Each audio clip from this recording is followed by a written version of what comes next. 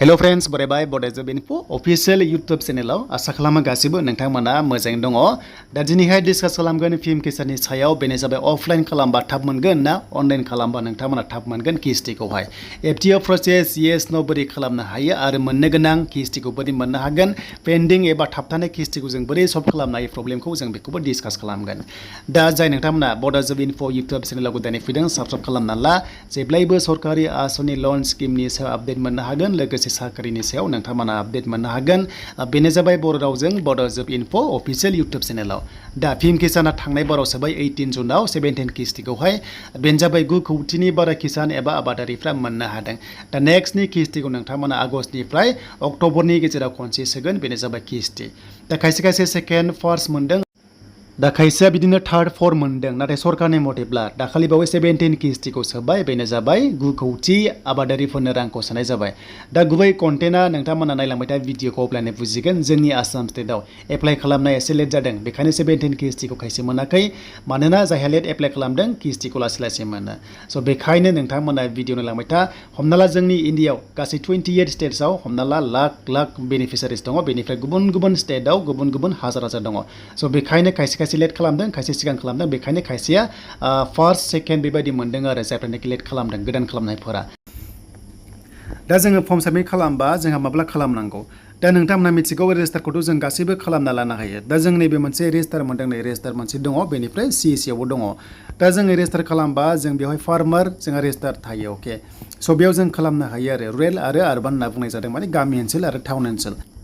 दा नोंथांमोना बेयाव अनलाइन खालामनाय रेजिस्टार बे जाबाय रेजिस्टारसो अके बे जाबाय रेजिस्टारसो बे फाइनाल एप्लाइ नङा। दा जेब्ला नोंथांमोना अनलाइन खालामगोन ना बेवहाय कौटि क्रर बेनिफिसारिया अनलाइन खालामगोन अके। आरो बे फिल्म किसाननि पर्टेलाव जाबाय पर्टेलावहाय बियो रेजिस्टारल' जाना थायो। स' बेनिफ्राय जुदि नोंथांमोना गोबां सोङोना अनलाइन खालामनाया साबसिन ना अफलाइन खालामनाया साबसिन अके दा बबे मोनसेया साबसिन जायो। दा नोंथांमोना प्रेक्टिकेलि प्रुफ देखायगोन जे नोंथांमोननो थांनाय बाराव सिगाङाव जेब्ला आसाम स्टेटआव एप्लाइ खालामदों अब्ला बिथांमोना 2019आव खालामनाय मेक्सिमाम खालामदों अके। स' बेवहाय अफलाइन फर्म साबमिट खालामदों। अफलाइन फर्म साबमिट खालामबा थाबनो एप्रुभ जायो मानोना बेखौहाय भेरिफिकेसन खालामो डिस्ट्रिक्ट लेभेलाव खालामो नालाय डिस्ट्रिक्ट एग्रिकालसार अफिसाव खालामो नालाय बेखायनो अफलाइनसो खालामनांगौ बांसिन मोजां अके। अफलाइन खालामबा डाइरेक्ट नोंथांमोना सहैयो।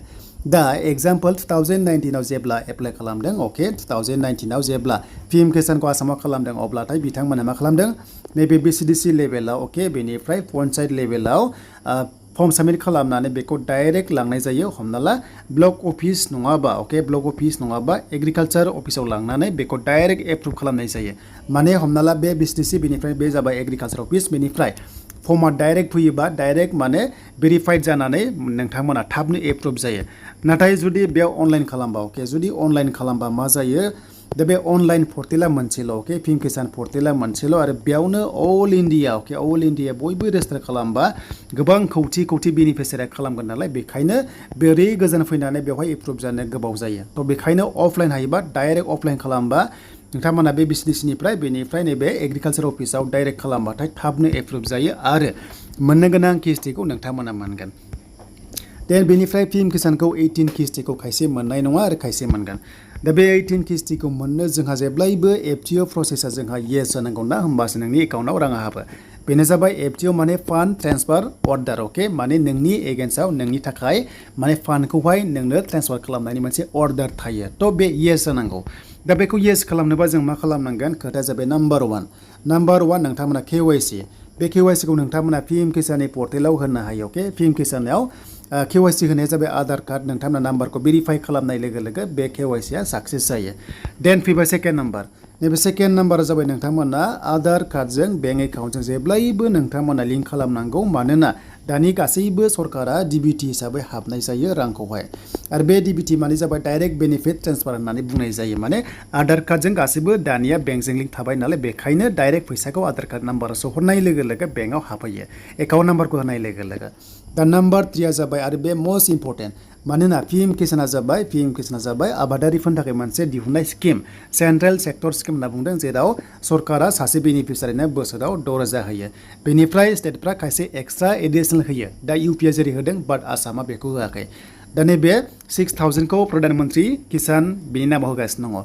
दा बेखौ जों मोननो मा खालामनांगोन नोंथांमोना सासे आबादारि फार्मार एबा आबादारि नालाय सिनायथिनि थाखाय माने लेन्ड नोंथांमोना डकुमेन्टस अके हानि नोंथांमोना खाजोना एबा हानि पाट्टा एबा हानि प्रुफ हिसाबै फोरमान हिसाबै जे नोंथाङा आबादारि मावमारो होननानै मोनसे प्रुफ होनो हानांगोन बेखौनो होनो माने लेन्ड सेडिं खालामनाय स' बेखौनो होनो लेन्ड सेडिं खालामनाय दा नोंथांमोना लेन्ड सेडिं खालामनांगोन एग्रिकालसार अफिसाव जायनोखि नोंथांमोना मिथिगौ जे ग्राम सेबक अके ग्राम सेबक नोंथांमोना GS होनना खोनायो ग्राम सेबक मोना बेखौहाय माने एप्रुभ खालामगोन एबा बिथांमोना भेरिफाइ खालामगोन एबा एग्रिकालसार अफिसाव पिएम किसाननि थाखाय माने मोनसे स्किमनि थाखाय पिएम किसाननि थाखाय एरियायावहाय माने एरिया वाइसआव डिस्ट्रिक्ट वाइसआवहाय सासे नडेल अफिसार बानायो अके नडेल अफिसार बानायो बै नडेल अफिसारा पिएम किसाननि गासैबो दायित्वखौ लागोन आरो बे खामानिखौ मावगोन आरो बिथांमोना नोंथांमोननि कागजखौहाय गासैबो जुदि बिथांमोना एक्सेप्ट खालामबा एबा नोंथांमोना भेरिफाइड जानाय लोगो लोगो नोंथांमोननि FTOखौहाय माने येस खालामना होयो आरो नोंनि एगेन्स्टआव दा राङा 2000निफ्राय लानानै 6000नि गेजेराव नोंथांमोननि एकाउन्टआव हाबनाय जायो